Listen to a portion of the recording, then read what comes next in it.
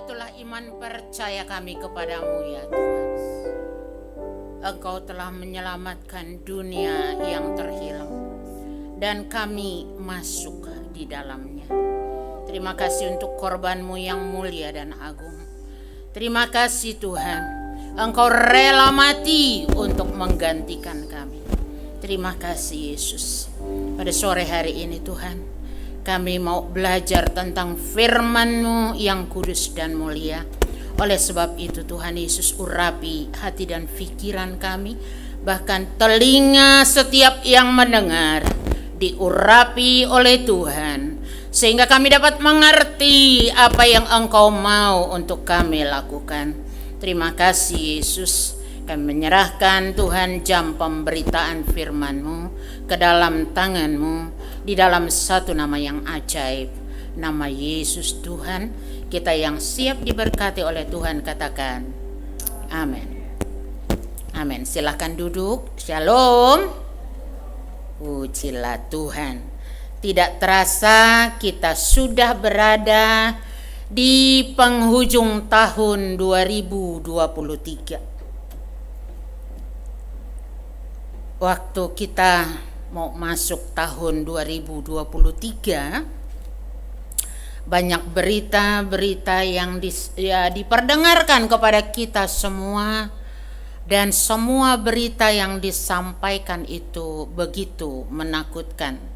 Dikatakan bahwa tahun 2023 adalah tahun yang penuh dengan pergumulan, tahun yang penuh dengan masalah, dan kita dapat melaluinya. Dan kalau kita semua pada sore hari ini ada di rumah Tuhan, itu tidak terlepas oleh karena anugerahnya diberlakukan bagi kita. Amin. Amin ya. Pujilah Tuhan.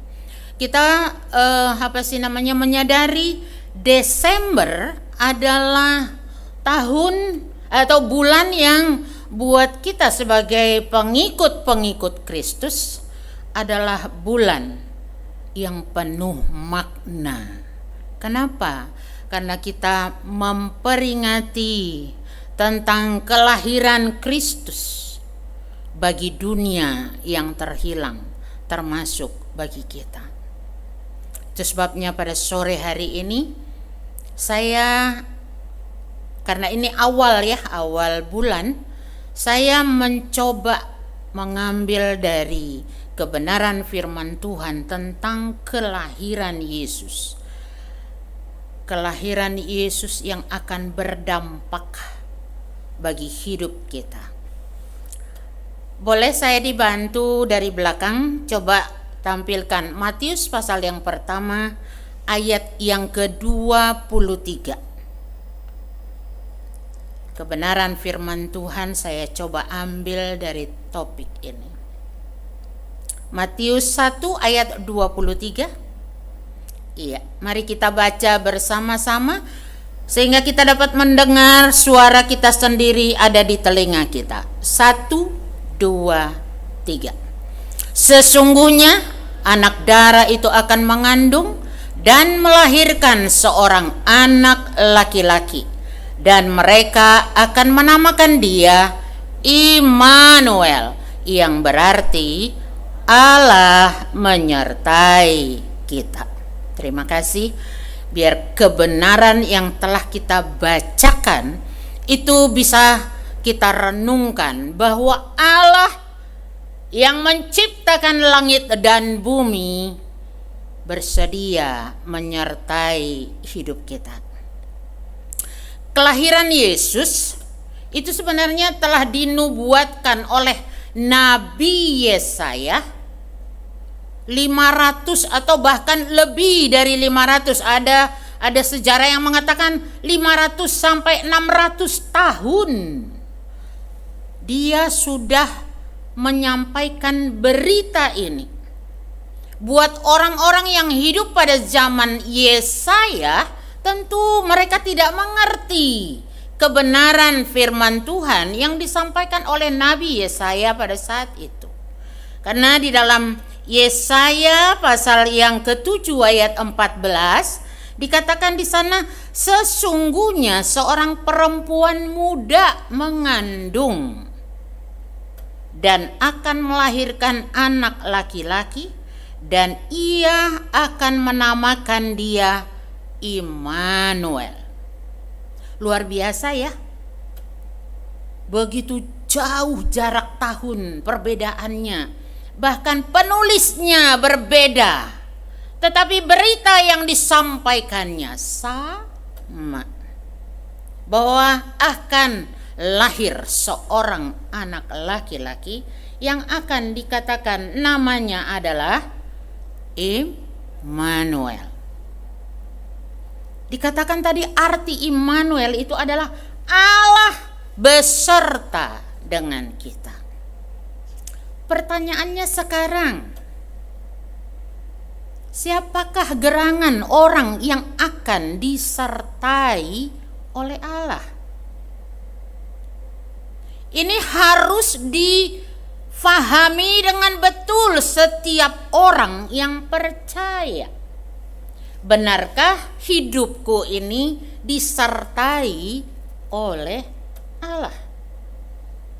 Jangan berpikir bahwa tatkala kita sudah menyebutkan diri kita sebagai orang Kristen atau pengikut Tuhan, kita otomatis disertai. Oh enggak, tidak.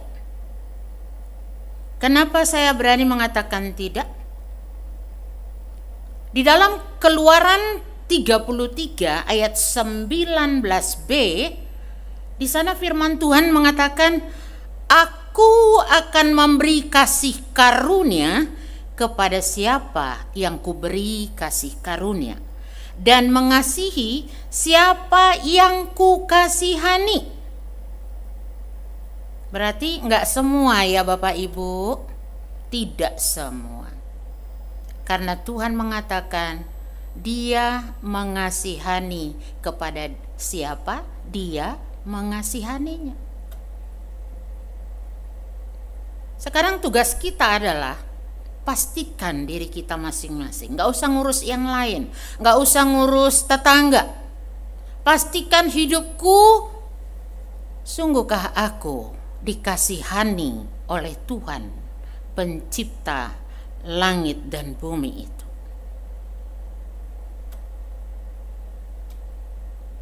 Sebab dikatakan, aku akan memberi kasih karunia kepada siapa yang kuberi kasih karunia. Kalau kita membaca di dalam Roma pasal 10 ayat 3, di sana dikatakan, sebab barang siapa berseru kepada nama Tuhan akan diselamatkan. Diperhatikan baik-baik. Di dalam Matius 21 sampai 23, ini firman Tuhan sepertinya paradoks, berlawanan.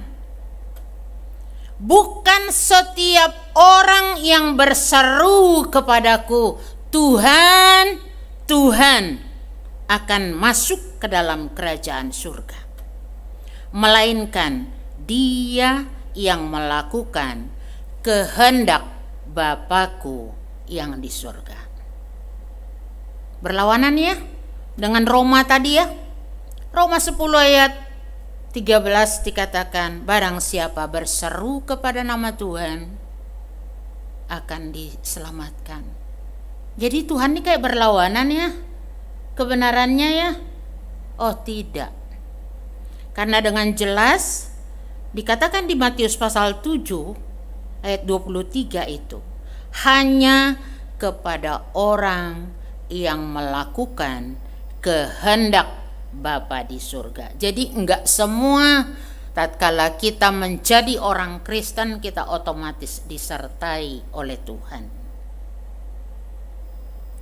Oleh sebab itu, saya hanya mengambil dua topik pembahasan. Kira-kira seperti apa sih yang disertai oleh Tuhan? Penyertaan Tuhan diberlakukan kepada orang yang melakukan kehendaknya. Pertanyaannya, apakah aku sudah melakukan kehendak Tuhan? Atau pertanyaan yang paling sederhana dulu deh, apa sih kehendak Tuhan? Ada yang bisa ngasih masukan kehendak Tuhan apa ya? Halo, terdiam semuanya. Berarti kita bingung ya. Kehendak Tuhan apa ya? Oh iya. Kehendak Tuhan adalah berbuat baik. Oh iya, itu kehendak Tuhan. Karena Tuhan hanya menyertai orang yang melakukan kehendaknya. Kehendak Tuhan kita hidup dalam rencana Tuhan, merenungkan firman Tuhan dan melakukannya. Itu adalah kehendak Tuhan. Kalau kehendak Tuhan adalah hidup dalam rencananya, merenungkan firman Tuhan dan melakukannya.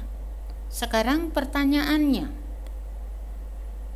sejauh mana kita merenungkan firman Tuhan? Kayaknya kita lebih banyak merenungkan nasib hidup kita, bukan? Bukan merenungkan firman. Tapi yang ada, aduh besok gimana ya aku nyekolahin anakku, aduh besok apa ya pekerjaan anakku, besok apa ya, besok apa ya, besok apa ya. Yang kita renungkan bukan firman. Otomatis kalau kita tidak melakukan kehendak Tuhan dengan merenungkan firman-Nya, otomatis Tuhan tidak beserta dengan kita. Jangan pede abis. Gue pasti masuk sorga, orang gue udah terima Tuhan kok sebagai Tuhan dan Juru Selamat kok. Jangan pede ibu, jangan pede bapak kita. Adakah sungguh kebenaran firman Tuhan kita sudah renungkan? Bagaimana kita merenungkan firman? Orang gak ada waktu untuk baca, ayo ngaku. Benarkah kita setiap hari baca firman itu? Karena di dalam firman itulah nanti Tuhan memberitahukan kepada kita apa yang menjadi kehendaknya. Jadi kalau kita banyakkan nonton film Korea, nonton berita-berita hangat saat ini, nonton berita partai-partai yang sangat menggema, apa yang kita renungkan jadinya Bapak Ibu? Bukankah waktu kita lebih banyak tersita untuk hal-hal yang berdampak dunia di dalamnya?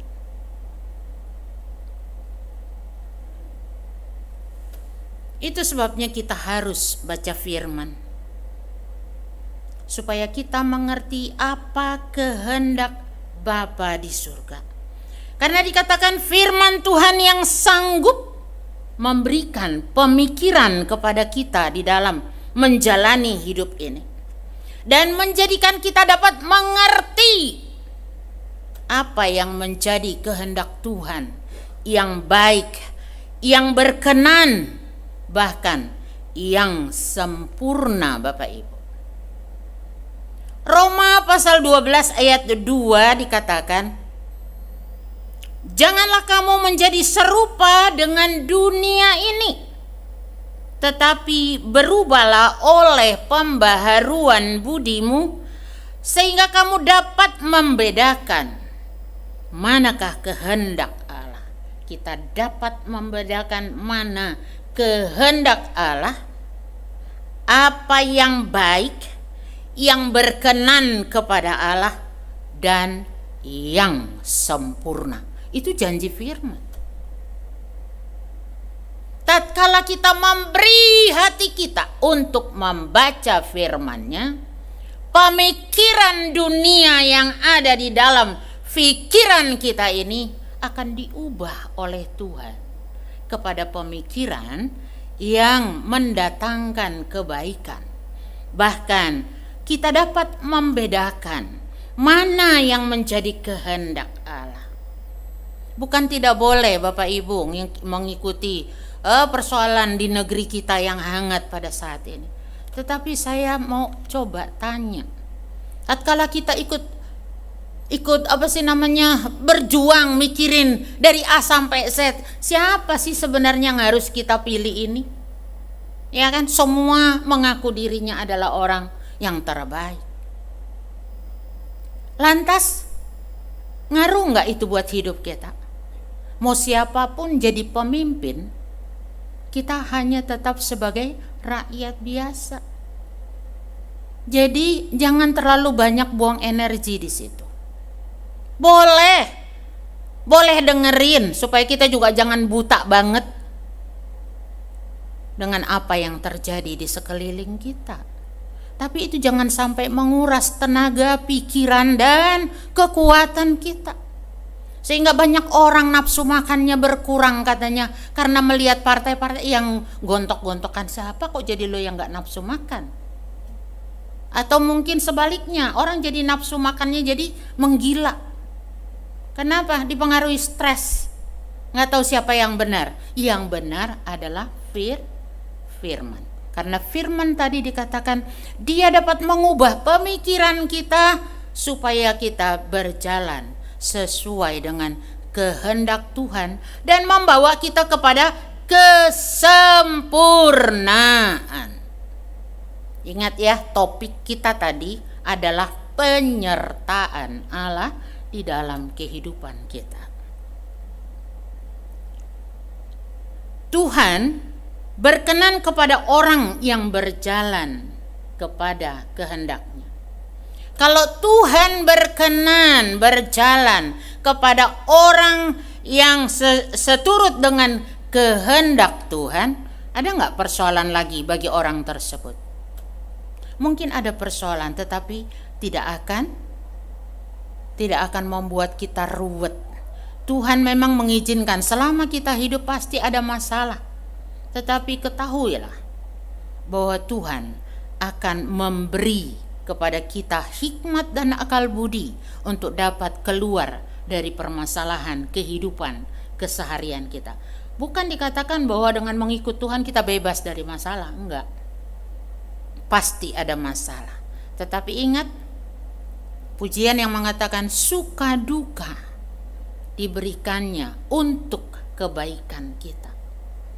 Bukan untuk menjahati umatnya, enggak.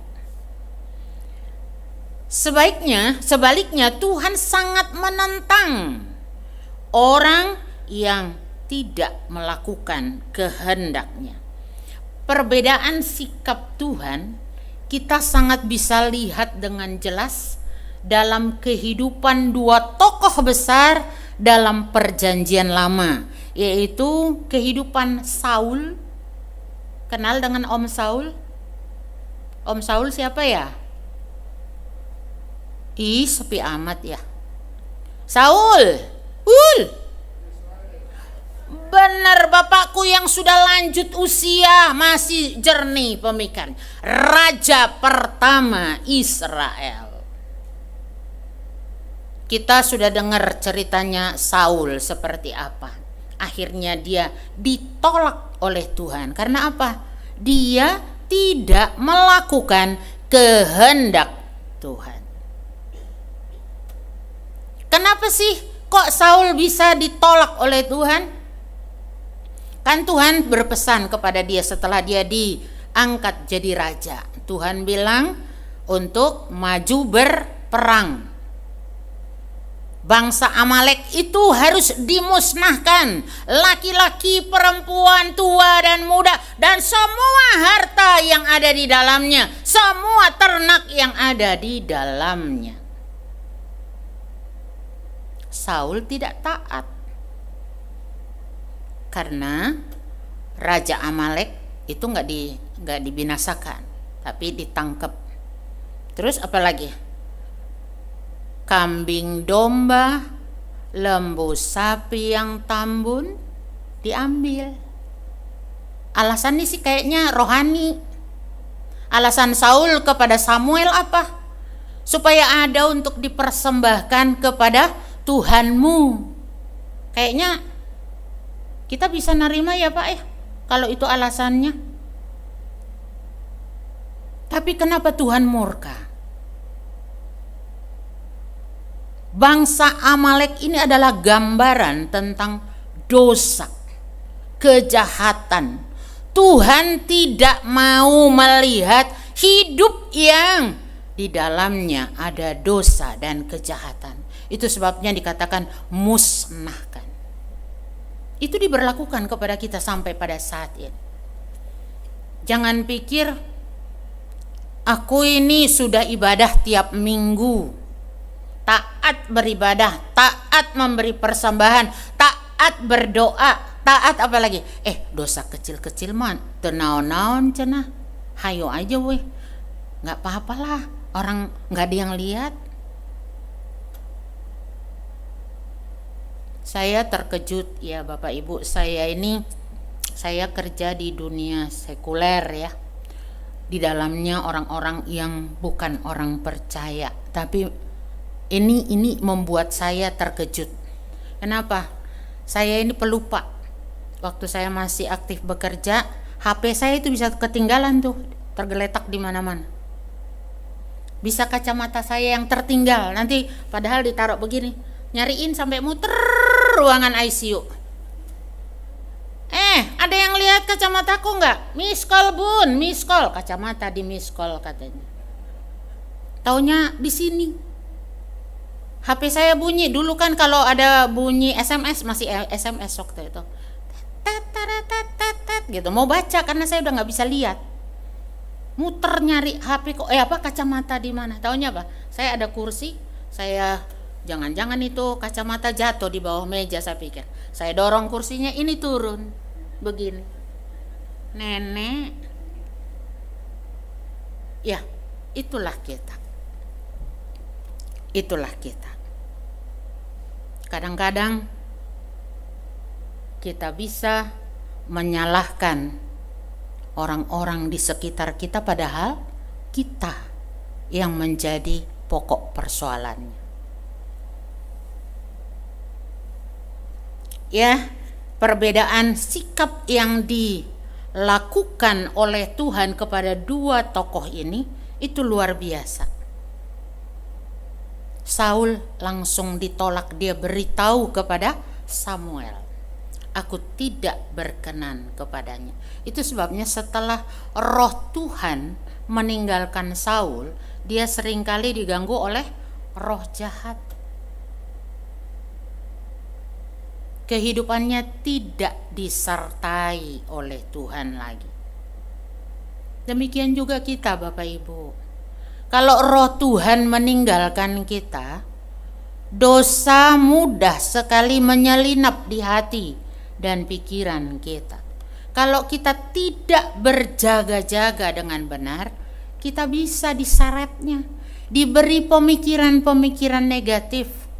Awalnya sih pemikiran negatifnya sangat sederhana, tapi lama-lama hati kita penuh dengan hal-hal yang sangat negatif, yang akan membuat kita tidak dapat berpikir dengan baik lagi. Sebaliknya, Daud dikenal dalam Alkitab kita adalah sebagai orang yang melakukan kehendak Tuhan. Ya, di Kisah Para Rasul 13 ayat 22, setelah Saul disingkirkan, Allah mengangkat Daud menjadi raja mereka. Tentang Daud, perhatikan ini, tentang kehidupan Daud, Allah loh ini yang berkata kepadanya.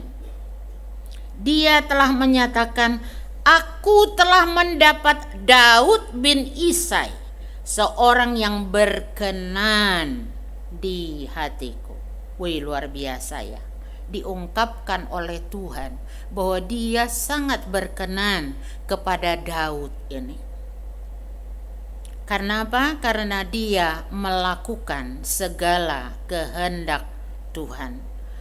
Kita waktu lagi di sekolah minggu, Kak Marta ada di sini sebagai guru sekolah minggu, dan yang lain-lain mungkin ada guru-guru yang tak terlihat olehku. Mereka seringkali mengingatkan bagaimana kemenangan yang diraih oleh Daud, ya, Daud yang sangat muda belia untuk melawan Goliat. Itu cerita yang sangat luar biasa yang mengena di pikiran anak-anak dan terbawa sampai kepada kita dewasa. Kenapa kok Daud bisa ngalahin raksasa seperti itu? Dia hanya seorang anak yang imut-imut, bisa melawan yang amit-amit gitu ya. Sehingga batu yang ada di tangan Daud, bayangin dia pakai ketopong loh itu. Si Goliat itu pakai ketopong, tapi di sini ada sedikit celah. Sulit loh buat kita untuk bisa nyampe ke sana. Kenapa? Kok bisa? Karena Daud menyerahkannya kepada Tuhan. Karena Daud bilang, siapa yang berani menentang barisan Allah yang hidup? Kita pun harus bisa meyakinkan diri kita punya Tuhan yang luar biasa itu, yang punya keajaiban, yang punya kekuatan, sehingga kita dapat mengalahkan dosa di dalam kehidupan keseharian kita. Walaupun sebenarnya Daud ini juga orang yang nggak saleh-saleh amat ya. Kita tahu dia pernah jatuh juga dalam dosa. Nggak usah semua kita tahu, oh iya dosanya Daud apa sih? Oh dia berzina dengan istri orang lagi. Kelewatan. Masa seorang raja ngintipin orang lagi mandi, dia lihat ini posisinya dia lebih tinggi dari kamar mandi orang. Kenapa? Itulah kesempatan jahat yang akan menjatuhkan manusia. Jangan bilang, kok Daud sebagai raja, seorang yang diurapi, bisa ya otaknya miring. Halo, kita pun bisa. Jangan berpikir, aku ini udah kudus, nggak mungkin aku berbuat dosa. Halo, berjaga-jaga. Makanya Tuhan selalu ingatkan kepada kita, supaya kita menjaga keselamatan yang telah dianugerahkan Tuhan kepada kita. Akan tetapi tatkala Daud berbuat atau jatuh ke dalam dosa, dia berani mengakui dosa dan kesalahannya, sehingga Tuhan pulihkan hidupnya. Dia melakukannya dengan sepenuh hati. PR kita nanti coba baca di dalam Mazmur pasal 51. Itu satu pasal itu adalah doa dan penyesalan Daud di hadapan Tuhan karena dia telah jatuh dalam dosa. Setiap pelanggaran, Nahum 1 ayat 3 mengatakan, setiap pelanggaran pasti dapat hukuman. Itu sebabnya Tuhan tetap menjatuhkan hukuman kepada Daud. Apa hukumannya? Seluruh keturunannya tidak akan habis dari peperangan. Tidak akan pernah selesai. Selalu diperhadapkan dengan peperangan. Pertanyaan bagi kita, apakah kita memiliki iman yang mau taat? Atau kita lebih mementingkan ego kita di dalam kita menghadapi tatkala kita melakukan dosa dan pelanggaran? Jadi melakukan kehendak Tuhan berbicara tentang ketekunan dan ketaatan. Tekun merenungkan firman dan taat kepada apa yang diperintahkan oleh Tuhan. Kita harus bersedia melakukan taat kepada firman, melakukan kehendak Tuhan, baik atau tidak baik bagi kita. Artinya apa? Jangan kita mau melakukan kehendak Tuhan kalau kehendak Tuhan itu mudah untuk kita lakukan. Kenapa? Karena ada kehendak Tuhan yang berat untuk kita lakukan. Apa itu misalnya? Tatkala kita diperhadapkan dengan ada orang yang nyakitin hati kita. Sebagai manusia, sulit buat kita melepaskan pengampunan, kan? Apalagi kalau kita lihat orang yang pernah nyakitin kita, yang membuat hati kita terluka. Aduh, rasanya gondok banget deh. Males gue ngelihat mukanya. Gue inget tuh perkataannya, nyakitin. Itu kita manusia seperti itu. Ya, jadi padahal firman Tuhan katakan kita harus mampu melakukan kehendak Tuhan, taat kepada perintahnya. Kalau Tuhan bilang lepaskan pengampunan, ya lepasin. Itu untuk kebaikan kita. Ya, kayaknya saya udah pernah bersaksi ya di 3:30 yang aku dikatain sama orang, dasar lo nama kebun binatang. Udah ya. Bukan karena kita bersoal hal yang wajar sih sebenarnya. Karena apa? Layanan yang mau saya bangun itu disuruh oleh kepala IGD untuk mempersiapkan tenaga buat layanan ini yaitu layanan hemodialisa anak untuk se-Indonesia. Saya ambil tenaga yang the best dari ruangan saya. Orang lain tidak suka karena apa? Pekerjaan kita bisa mandek nih. Orang-orang kita terus dikurangi dengan yang tenaga-tenaga yang handal lagi. Dia tukar dengan orang-orang yang absensinya 1 tahun 54. Bagaimana aku bisa mempercayakan pekerjaan yang luar biasa ini untuk se-Indonesia layanan ini? Buat saya itu berat. Begitu saya tahu orang-orangnya ditukar, saya maju mengusulkan ke kepala IGD. Mohon maaf, saya tidak sanggup untuk membawahi layanan ini. Serahin kepada orang lain, saya nggak mau. Karena tenaga yang saya pilih ternyata ditukar. Orang yang memilih itu dipanggil oleh kepala IGD. Dipanggil, suruh kita menyelesaikan. Dan kepala IGD bilang, itu nama-nama sudah sampai ke pegawaian, sudah di ACC, tinggal berangkat.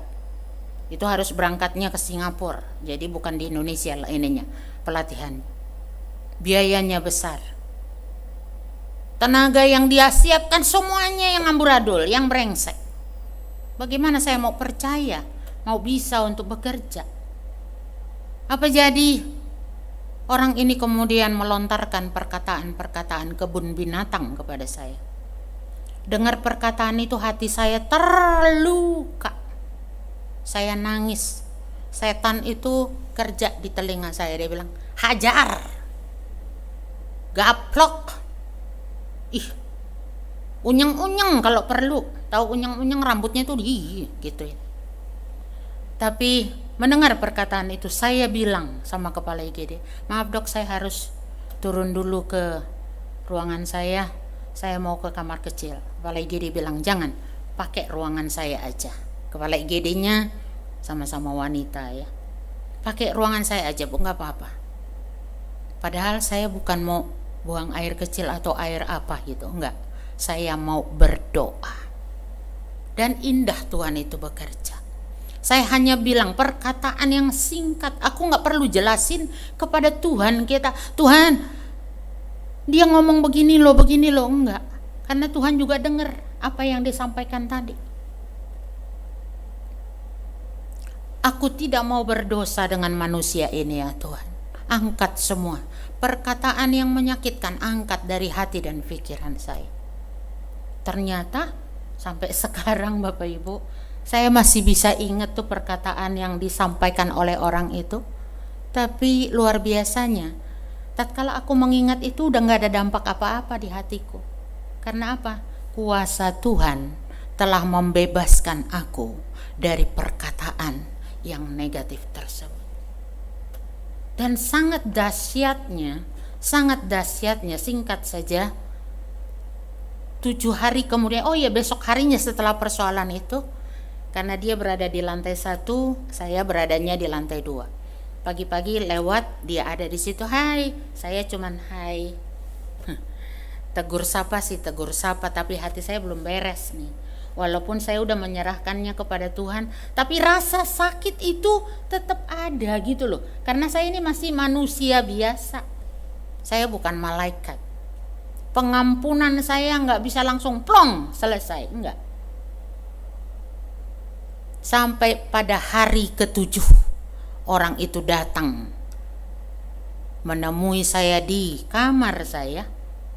Dia bilang apa? Ampuni saya. Dia rangkul kaki saya ini pakai sepatu tertutup kayak gini Bapak Ibu. Kalau langsung saya buka udah seharian kok pakai, rasa aromaterapi ini. Yang sesak napas langsung bisa henti napas. Terus dia rangkul kaki saya, dia cium kaki saya yang baunya luar biasa itu. Ampuni saya. Saya terbengong-bengong. Dia bilang, lepaskan saya dari dosa saya. Ampuni saya. 7 hari tidak 1 detik. 1 detik gimana nih? Tok, itu 1 detik. 1, 2, itu udah 2 detik. Tak sedetik pun aku bisa tidur. Woi, luar biasa kan Tuhan kita. Buat saya aja bengong. Aku bisa gila kalau engkau tidak melepaskan pengampunan. Dia bukan orang percaya ya. Dia bukan orang percaya. Kalau kakak belum bilang aku diampuni, aku tidak akan berdiri. Dahsyat Tuhan. Aku gak pernah kepikiran, aku gak pernah nyopain supaya seperti ini loh, supaya ini, enggak. Aku udah serahin kepada Tuhan. Aku tidak mau berdosa ya Tuhan dengan orang ini. Itu aja, singkat doanya, nggak panjang-panjang. Ya Allah yang rahimi dan rahmani, pencipta langit. Enggak, aku nggak doa begitu. Tuhan, biar dia menyelesaikan. Aku tidak mau berdosa dengan orang ini. Aku serahin. Kalau udah diserahin, udah jangan dipikirin. Aku pun tidak berpikir akan apa yang akan Tuhan kerjakan bagi dia. Sampai dia ngaku, tak sedetik pun aku bisa tidur. Kalau sampai 7 hari orang gak bisa tidur 1 detik, bisa begini loh Bapak Ibu. Bisa gangguan kejiwaan. Apa jadi aku lepaskan pengampunan? Tapi kemudian dia bikin lagi berita yang aneh di luar sana. Hati-hati loh dengan Bu Nur itu. Dia punya dukun yang luar biasa. Saya bilang, Tuhan, maaf ya Tuhan, gara-gara aku engkau disebut dukun. Tuhan gak pernah peduli dengan hal-hal seperti itu. Ya, itulah Tuhan kita. Dia dahsyat. Itu sebabnya kita harus rindu disertai oleh Tuhan. Kita harus mampu melakukan kehendak Tuhan. Dengan cara apa? Dengan tekun dan taat. Jadi kalau Tuhan bilang ampuni orang lain, lepaskan pengampunan. Kita gak usah hukum dia, Tuhan yang hukum, ya. Tadi yang pertama adalah yang disertai oleh Tuhan adalah diberlakukan kepada orang yang melakukan kehendaknya. Yang kedua adalah kepada orang yang mau ambil bagian dalam memberitakan firman Tuhan. Yang benar aja Bu, jadi kita semua harus jadi pendeta dong. Bapak Ibu, aku juga bukan pendeta. Tanya tuh Ibu Gembala kita. Saya juga gak ngerti apa dasarnya aku disuruh berdiri di sini sama beliau. Ya. Tetapi Tuhan menghendaki kita semua untuk ambil bagian memberitakan siapa Yesus itu. Matius 28 ayat 16 sampai 20 kita semua hafal tentunya. Dikatakan di sana, karena itu pergilah, jadikanlah semua bangsa muridku dan baptislah mereka dalam nama Bapa, Anak dan Roh Kudus, dan ajarlah mereka melakukan segala sesuatu yang kuperintahkan kepadamu, dan ketahuilah, aku menyertai kamu sampai kepada akhir zaman. Amin. Kita tidak disertai, janji Tuhan tidak disertai hanya sampai tahun 2023. Enggak, sampai akhir zaman. Tuhan jelas mengatakan menyertai kita sampai kepada kesudahan alam. Oleh sebab itu, berdirilah tegap, berikat pinggang kebenaran. Apa itu kebenaran? Firman Tuhan. Dan berbaju zirahkan keadilan, dan kakimu berkasutkan kerelaan untuk memberitakan Injil damai sejahtera. Karena apa? Bapak Ibu, Tuhan bilang di Yesaya 42 ayat 6 dan 7, aku ini Tuhan. Tuhan loh yang menyampaikan ini, aku cuman baca. Halo, Tuhan yang bersabda buat kita semua. Aku ini Tuhan telah memanggil engkau, memanggil semua yang ada, yang duduk di ruangan ini, mereka yang mendengar pemberitaan firman ini di rumah mereka masing-masing. Tuhan bilang, aku yang telah memanggil engkau. Panggilannya harus kita responi untuk maksud penyelamatan dunia yang terhilang. Dan dia akan memegang tangan kita. Aku telah membentuk engkau dan memberi engkau menjadi perjanjian bagi umat manusia, menjadi terang untuk bangsa-bangsa, untuk membuka mata yang buta. Kalau kita jalan, kita akan berseliweran bertemu dengan orang buta. Bukan buta secara jasmani, tetapi buta secara rohani. Tugas kita adalah untuk membuka mata yang buta, untuk mengeluarkan orang hukuman dari tempat tahanan, dan mengeluarkan orang-orang yang duduk dalam kegelapan. Mungkin yang duduk dalam kegelapan itu termasuk adalah anggota keluarga kita sendiri. Mungkin pasangan hidup kita sendiri. Suami belum bertobat, istri belum bertobat, anak-anak belum bertobat, mertua belum bertobat, ayah ibu belum bertobat. Atau orang yang bekerja dengan kita juga belum bertobat. Saya punya supir itu juga belum bertobat, udah bolak-balik tak sampaikan Injil. Kayaknya plung sini, keluar ke sini. Itu tugas kita. Tadi dia bilang, aku telah memanggil engkau untuk tugas penyelamatan ini. Dan Tuhan bilang, aku menyertai engkau. Penyertaan Tuhan bukan hanya dia tatkala kita berjalan dia ada, tetapi penyertaan Tuhan dia memberikan kita hikmat dan akal budi. Apa yang harus kita perkatakan. Dan luar biasanya Tuhan memperlengkapi kita dengan hal-hal yang ajaib dalam hidup ini. Yesaya 50 ayat 4 dikatakan, Tuhan Allah telah memberikan kepadaku lidah seorang murid. Bilang dong sama sebelahmu, engkau diberi lidah seorang murid. Bu Vena gak bisa ngomong, gak ada orang di sebelahnya. Saya bingung, kalian ini jemaat jam 3:30 sore, masa dibiarin sih Bu Gembalanya sendirian kedinginan di sini? Hai, adakah perselisihan di antara kita yang tak terselesaikan sampai ke akhir 2023 ini sehingga kita memilih untuk duduk jauh-jauhan? Ini udah teguran yang ketiga kali. Karena buat saya nggak nikmat saya rasanya. Saya nggak bisa melihat mata saudara-saudaraku terbuka atau tertutup saat ini. Karena dari sini nggak kelihatan apa-apa loh Bapak Ibu, walaupun aku udah pakai kaca pembesar. Pesanku, kasihani Bu Gembalamu. Kalau di kami, di pagi, aku diapit sama orang-orang yang mengasihiku. Mereka duduk deket-deketan sehingga aku anget. Karena kalau pagi-pagi buta dinginnya, naujubillah, dingin banget. Ini masa Bu Vena sendirian di sini, kasihan kan?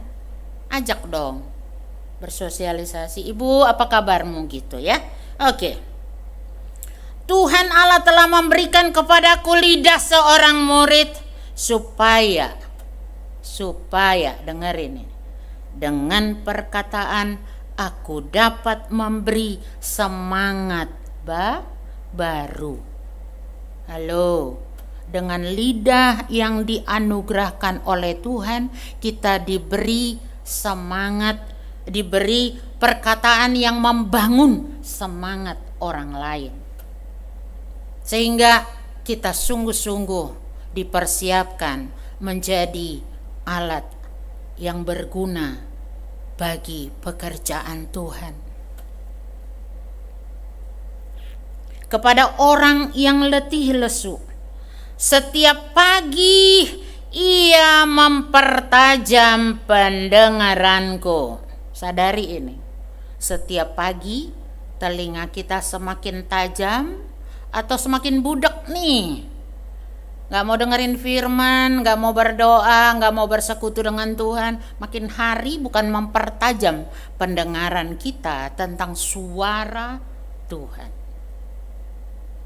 Tentang suara Tuhan. Kita harus melatih diri Bapak Ibu untuk bisa. Enggak ujuk-ujuk kita langsung bisa sempurna di hadapan Tuhan. Dia memberi kita lidah seorang murid. Yang memberi itu siapa? Tuhan. Dan pemberiannya itu adalah sempurna. Jangan pernah di dalam hidup kita bilang gini, aduh, saya kan gak bisa khotbah. Terus gimana dong nih? Untuk memberitakan Injil tidak harus lewat khotbah, tetapi dapat melalui apa? Kesaksian kita. Ingat dengan Pak Naaman gak sih? Siapa sih Naaman?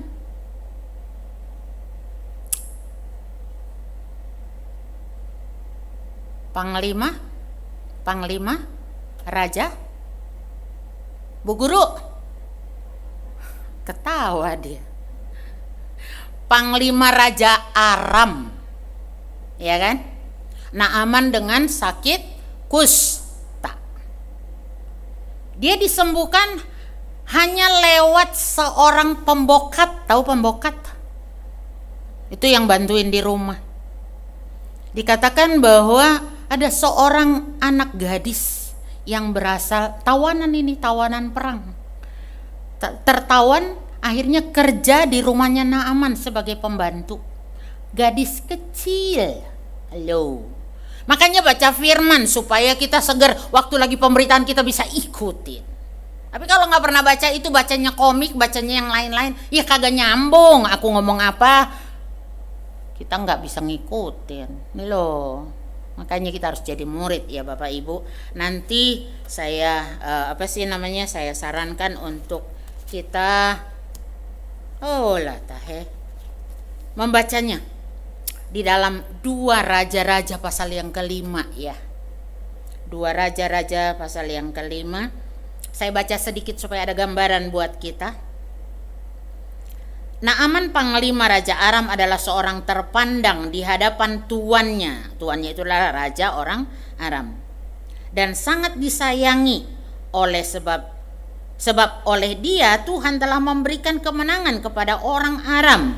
Tetapi orang itu seorang pahlawan tentara sakit kusta. Udah tentara sakit kusta lagi. Aduh. Orang Aram pernah keluar bergerombolan dan membawa tertawan seorang anak perempuan dari negeri Israel menjadi pelayan pada istri Naaman, gadis kecil. Dia bukan hamba Tuhan. Percaya dia nggak sekolah Alkitab, ya Bu Vena ya. Dia nggak sempat mencicipi sekolah Alkitab tuh. Karena gadis kecil ini begitu ditawan, dia disuruh kerja di rumahnya Naaman.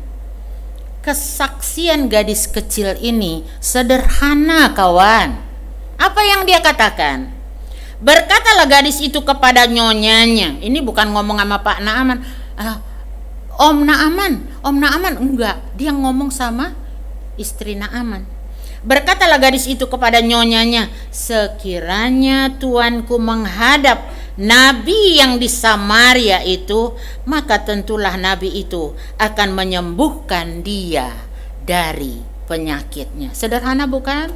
Nggak ada loh dia nggak ambil ayat, kutip ayat Alkitab, enggak. Cuman itu kesaksiannya, bahwa dia tahu di Israel ada seorang nabi yang dapat menjamah dan menyembuhkan. Ya. Apa jadi? Akhirnya Naaman ini permisi sama rajanya. Terus rajanya itu luar biasa, karena ini adalah panglima kesayangannya, dikasih surat pengantar untuk berobat. Bukan BPJS pengantarnya. Suruh dapat surat pengantar untuk disampaikan oleh raja kepada raja. Apa jadi? Raja Israelnya jadi gusar. Dia kaget. Lah, ini cari gara-gara ini namanya. Emang gue Tuhan bisa nyembuhin orang? Masa Raja Aram nulis surat kepadaku supaya aku dapat menyembuhkan panglimanya? Kesel dia robek bajunya. Kemudian sampai berita ini dampak pemberitaan yang sangat sederhana tadi membuat guncang dunia. Ya, karena apa? Tuhan menyertai anak kecil tadi. Kemudian nyampe berita itu kepada Nabi siapa namanya? Elisa. Oi, keren, guru sekolah minggu. Apa-apa ya. Aku sengajain ini manas-manasi telinga kita semua supaya nanti begitu pulang dari sini ada kerinduan untuk baca firman, supaya kita tahu kehendak Tuhan. Gitu loh. Saya tidak mau ada di antara kita nanti yang pulang ke sana bengong. Begitu nyampe di alam surga kita nggak tahu, ini di mana nih? Ini di mana nih? Kok aku ada di sini? Kenapa? Kita nggak pernah baca firman. Jadi kita nggak tahu ini tempat apa ini, gitu. Jadi si raja di Israel ini robekin pakaiannya karena dia kaget. Ini Raja Aram cari gara-gara sama dia. Dia ngajak perang ini, gitu. Tapi kemudian Nabi Elisa bilang supaya mereka tahu bahwa di Israel ada seorang nabi yang dapat menolong. Bahwa di gedung kenanga 3:30, halo, ada orang-orang yang dipakai oleh Tuhan menjadi perpanjangan tangan Tuhan untuk menyelamatkan orang lain. Untuk itulah kita ada duduk di tempat ini sore hari ini, untuk dengar pemberitaan firman, karena kita semua dipanggil. Tadi Tuhan sudah bilang, aku Tuhan yang memanggil engkau, bukan untuk duduk menghangatkan kursi, tetapi supaya engkau bersiap untuk menjadi alat di dalam tangan Tuhan. Kita tahu cerita tentang Naaman. Naamannya memang luar biasa. Ya, kalau kita pun mungkin juga akan protes kayak gitu. Begitu yang nongol bukan Nabi Elisanya, tapi dia suruh pembantunya untuk nemuin. Dan pesannya apa? Suruh nyelupin diri di sungai yang kotor. Di sana sungai jauh lebih baik. Masa aku datang ke sini suruh mandi di sungai yang jorok ini? Kita sering protes seperti itu kepada Tuhan. Alasan. Halo, kata Tuhan, lakukan sesuatu, maju. Tuhan sudah mendorong kita untuk melakukan. Rasanya itu orang gak pantas deh untuk ditolong. Itu mah banyak dosanya. Sehingga Naaman pun bersikap tidak pasrah, sampai dia diperingatkan oleh orang-orang yang menyertai dia. Pak, kalau seandainya Nabi itu bilang untuk melakukan hal yang lebih sulit, pasti Bapak mau melakukannya. Pasti Bapak mau melakukannya. Apa salahnya sih tinggal cemplungkan diri di sana? Ayolah, kita udah sampai ke sini nih, udah jauh-jauh datang. Akhirnya apa? Naaman nurut. Kaget luar biasa, dia sembuh sempurna. Karena Tuhan tuh gak pernah nyembuhin separoh-separoh. Sempurna pekerjaan Tuhan itu. Sempurna. Oleh sebab itu, mari kita ambil sikap. Pemberitaan sore hari ini bukan untuk menina-bobokan kita. Jangan engkau punya alasan, aku bukan sekolah pendeta, aku bukan hamba Tuhan. Lalu hamba siapa kalau bukan hamba Tuhan? Tidak ada alasan buat kita untuk tidak maju melayani pekerjaan Tuhan. Kiranya kebenaran firman Tuhan pada sore hari ini menjadi cambuk. Sorry, aku berapa kali khotbah di sini selalu keras, tapi sudahlah. Aku rindu kita semua menjadi sesuatu yang berharga di mata Tuhan kita. Itu saja kerinduan hati saya. Ya, terserah kalau kalian sebel sama aku, silahkan sebel aja, nggak apa-apa. Aku nggak tiap hari untuk datang di 3:30 ya Bu Vena ya.